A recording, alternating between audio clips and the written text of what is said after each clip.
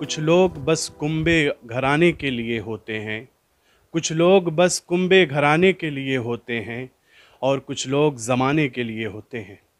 آداب ناظرین، میں ہوں آپ کے ساتھ اجود قاسمی، اور آج ہمارے ساتھ ایک ایسی شخصیت موجود ہے جسے عبرت مچھلی شہری کے نام سے جانا جاتا ہے۔ آج وہ ہمارے ساتھ خاص بات چیت کرنے کے لیے موجود ہیں۔ سر، ٹی وی میں آپ کا استقبال ہے۔ میرا سوال آپ سے یہ رہے گا کہ شعر و شاعری کی جو شروعات اور ابتدا آپ نے کی ہے وہ کب سے کی، اس کا شوق آپ کے اندر کب بیدار ہوا؟ اصل میں ایسا ہے کہ شعر شاعری تو بچپن سے ہم نے شروع کی۔ غالباً 13 سال کی عمر باقاعدہ شاعری شروع کی تھی، اور ہمارے والد صاحب بھی شاعر تھے، اور غفار بھائی جو بڑے بھائی تھے وہ بھی شاعر تھے، اس لیے گھر میں شاعرانہ ماحول تھا، اس لیے اسی ماحول میں بسے رہے، تو ظاہر بات ہے کہ اس کا اثر ذہن پر ہوگا۔ مچھلی شہر کو لے کر، مچھلی شہر ایک علم و ادب کا گہوارہ ہے، اور یہاں شعر و شاعری کے لحاظ سے بہت مشہور ہے یہ علاقہ۔ تو مچھلی شہر کو لے کر یہاں پر سروش مچھلی شہری ہو گئے اور شہیر مچھلی شہری، ایسے بہت سے نام ہیں جنہیں شمار کیا جا سکتا ہے۔ تو مچھلی شہر کو لے کر اور یہاں کی جو ادبی محفلیں ہیں یا ادبی جو ہوائیں ہیں اس کو لے کر آپ کیا کہیں گے؟ اصل میں ایسا ہے کہ یہاں تو بہت شعراء کرام پیدا ہوئے، اور ادیب بھی پیدا ہوئے، اور یہ تاریخی حیثیت سے یہ جانا پہچانا شہر ہے، ادبی حیثیت سے، سماجی حیثیت سے، سیاسی حیثیت سے۔ اور یہاں تو عبد المتین، جن کو اب متین بابا کہا جاتا تھا، یادگار داغ تھے۔ تو ان کے زمانے میں ہادی مچھی شہری تھے۔ ہادی مچھی شہری صاحب پاکستان چلے گئے تھے، جہاں انہوں نے بہت نام پیدا کیا۔ اس کے بعد سلام مچھی شہری کا دور آیا، تو یہ سلام مچھی شہری صاحب متین صاحب ہی اصلاح لیتے تھے شروع میں، بعد میں باہر چلے گئے، الہ آباد یونیورسٹی میں گئے، کہاں گئے، تو اس کے بعد وہ چھوٹ گیا۔ لیکن اس کے بعد سروش صاحب اور وہ نو مچھی شہری کہتے تھے ان کو، شہیر مچھی شہری، ان کا تخلص تھا شہیر، اور وہ نوح صاحب تھے۔ تو ہمارے استاد سروش صاحب کے وہ خسر تھے۔ تو یہ اس زمانے سے 1935 میں بڑے بڑے مشاعرے ہوئے ہیں آل انڈیا۔ اس زمانے مشاعرے طرحی ہوا کرتے تھے، اب تو غیر طرحی ہوتے ہیں۔ یہاں فراق بھی آئے ہیں، نوناروی بھی آئے ہیں، بڑی بڑی شخصیتیں یہاں آتی تھیں اور مشاعرے میں شامل ہوتی تھیں، طرحی مشاعروں میں۔ ابھی تک آپ کی مشاعروں میں کہاں کہاں شرکت ہوئی ہے؟ ہاں، تو ہمارے مشاعرے میں تو بامبے میں، احمد آباد میں، لکھنؤ میں، اور پرتاپ گڑھ میں، جتنا قرب جوار کے علاقے ہیں ہر جگہ ہوا، اور دور جگہوں پر ایک بار مدراس جانے کا موقع آیا تھا، لیکن موقع نہیں ملا، نہیں جا سکے، ورنہ وہاں تک ہم مالیگاؤں تک گئے ہیں۔ ابھی تک آپ کے کتنے شعری مجموعہ منظر عام پر آ چکے ہیں اور کتنے اعزاز سے آپ کو نوازا جا چکا ہے؟ 3 شعری مجموعے آئے ہیں۔ 2006 میں نعتوں کا مجموعہ مکان سے لامکان تک۔ میرا خیال ہے کہ 2013 میں یادوں کی بارات جو اوارڈڈ ہے، یادوں کی بارات بہار اکیڈمی سے، اور سن 14 میں یہ میرا خیال ہے کہ سن 14 نے سن 19 میں، سن 2019 میں وہ حرف آرزو، آخری مجموعہ کلام غزلوں کا، جی جو اوارڈڈ ہے احمد آباد سے اوارڈ دیا گیا، اور بہت سے ویسے بھی اوارڈ ملے، جیسے غالب اوارڈ دیا گیا، آرزو لکھنوی اوارڈ دیا گیا، اور بہت سے اوارڈ ملے ہم کو، بہت سے سمان، بہت سے اعزازات اور بہت سے ملے، یہ باتیں ہیں۔ آپ جونپور میں ایک استاد شاعر کی حیثیت رکھتے ہیں۔ موجودہ وقت میں اگر ہم بات کریں تو ایسے کون سے شعراء آپ کی نظر میں ہیں جو اچھا کلام کہہ رہے ہیں، اچھا لکھ رہے ہیں، یا جونپور جو کبھی علم و ادب کا گہوارہ تھا، شعر و شاعری کا مرکز تھا ایک طریقے سے، موجودہ وقت میں آپ جونپور کو شعر و شاعری کے لحاظ سے کہاں دیکھ رہے ہیں؟ بھائی اس وقت جو لڑکے ہیں وہ سب ہم سے کم عمر ہیں اور اچھا کہتے ہیں، بہت احمد نثار بھی ہیں، وہ ہم عمر ہیں قریب قریب، اور اکرم ہیں اور لوگ بھی ہیں، ناصر ہیں، بہت سے لڑکے ہیں جو شعر شاعری کر رہے ہیں، لیکن بہرحال وہ جہاں تک فن کا سوال ہے تو فن شاعری میں تو کوئی نہیں ہے، ہمارا خیال ہے پورا پوروانچل نہیں ہے، بہت دور تک اگر بات کریں گے تو جو استاد ہوتے تھے ان کی عظمت اور برتریت الگ ہے۔ اصل میں ہوتا کیا ہے کہ استاد ہونا آسان کا، میں نے تو خود اپنی کتاب میں لکھا ہے کہ میں استاد نہیں ہوں، لوگ عقیدتاً مجھے استاد کہتے ہیں، اس لیے استاد بنا بیٹھا ہوں، اور ورنہ استاد ہونے کا مطلب یہ ہوتا ہے، ایک بار آپ کے یہاں بحث بھی چلی تھی استاد کی، تو میں آج موقع ہے تو بتا دے رہا ہوں، تو یہ استاد ہونے کا مطلب یہ ہے کہ اس کو زبان پر پورا عبور حاصل ہو۔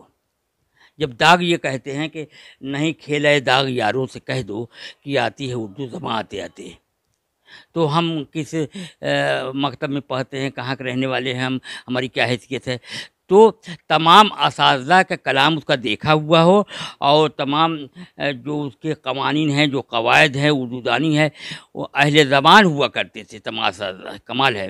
اہل زبان ہونے کا مطلب ان کو زبان پر قدرت حاصل ہوتی ہے، چاہے میر انیس ہوں، چاہے امیر مینائی ہوں، چاہے آرزو لکھنوی ہوں، چاہے داغ دہلوی ہوں، یہ سب اہل زبان لوگ تھے۔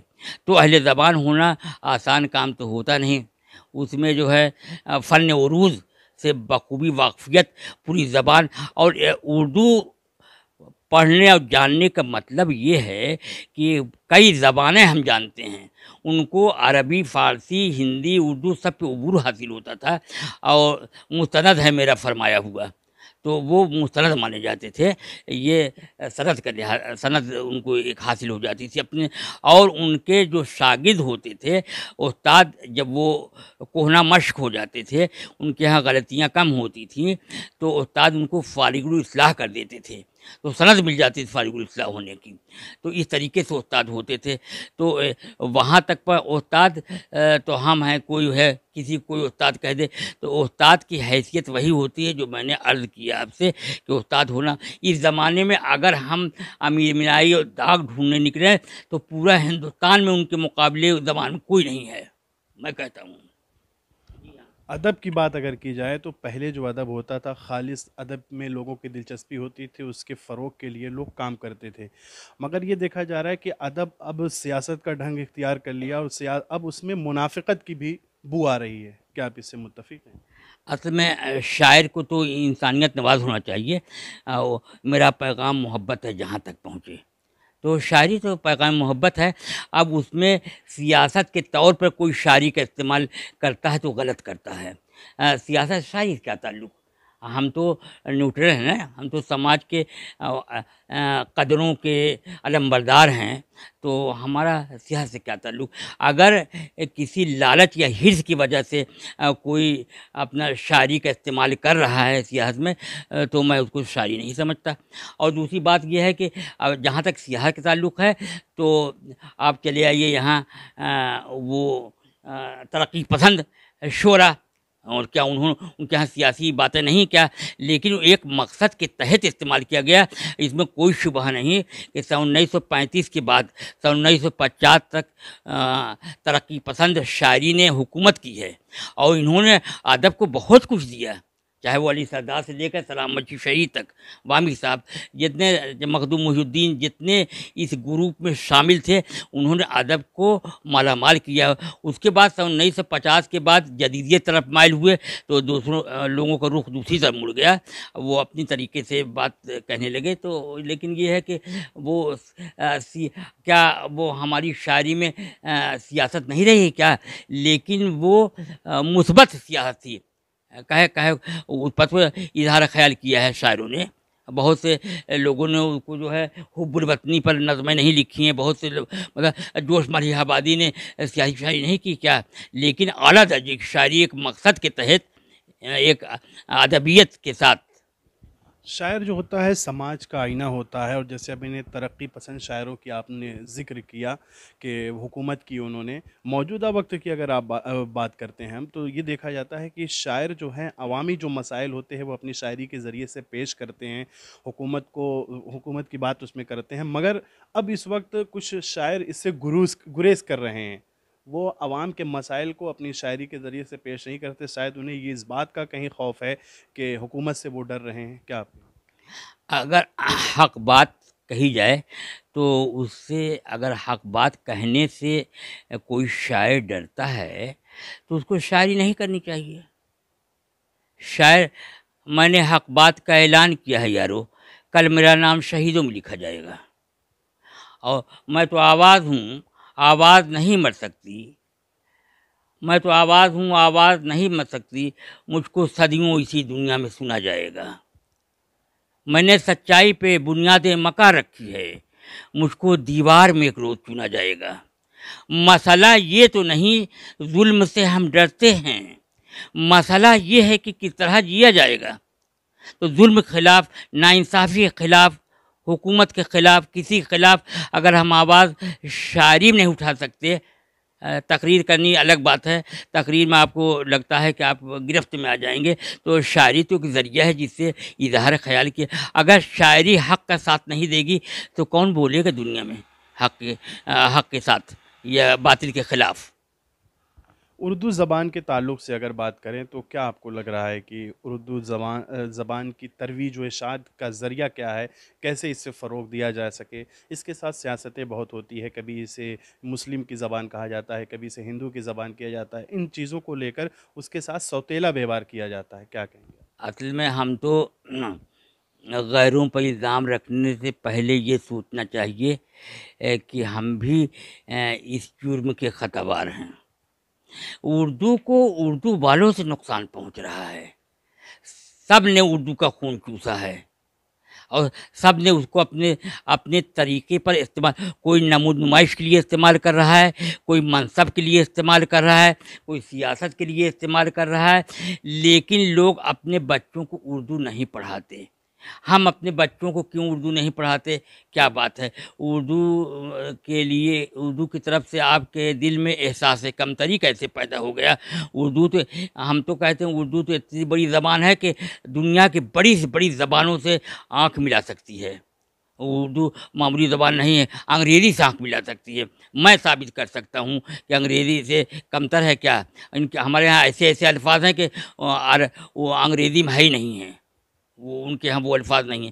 تو ہم کو تو نئی نسل ہماری یہ ہے کہ اردو زندہ رہے گی، اردو بولنے والے زندہ رہیں گے، لیکن ہماری نسل اردو لکھتی نہیں ہے. اور اردو تو بول لیتی ہے، اردو لکھتی نہیں. تو ہم اپنے بچوں کو اردو پڑھائیں. اور یہاں تک کہ میں نے کتنی مرتبہ کہا کہ 5 روپے کا اخبار ملتا ہے، اس کو نہیں خرید سکتے، پان کھا کے تھوک دیتے ہو.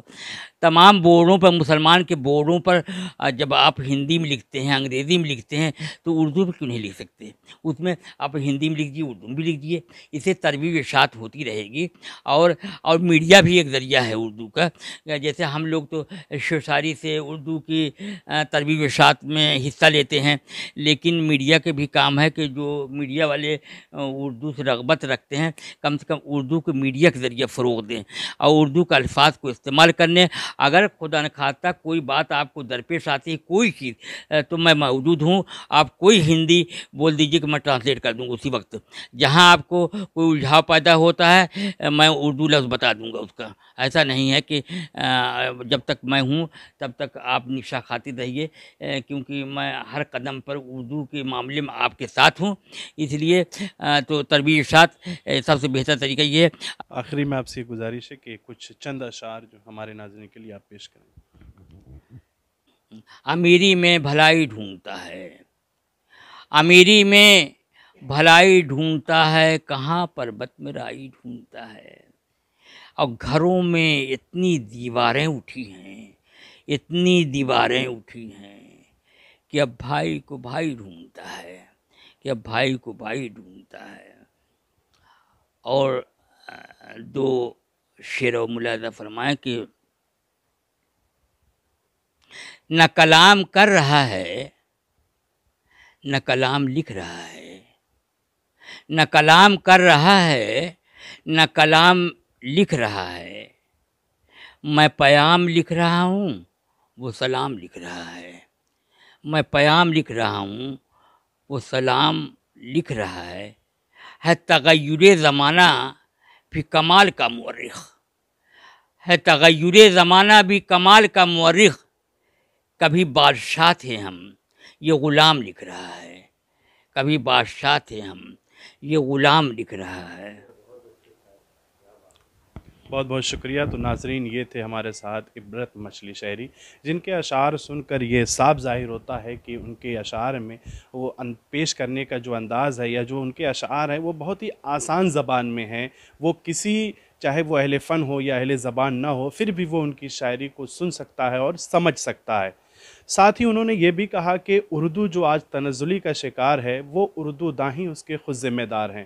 ہمیں اردو کو فروغ کرنے کے لیے سب سے جو آسان طریقہ ہے کہ اردو کے اخبار خریدنے چاہیے اور عام بول چال میں اردو کے الفاظ کو استعمال کرنا چاہیے تاکہ اس کی طرف لوگوں کی رغبت بڑھے۔ ای ٹی وی بھارت کے لیے جونپور سے اجود قاسمی۔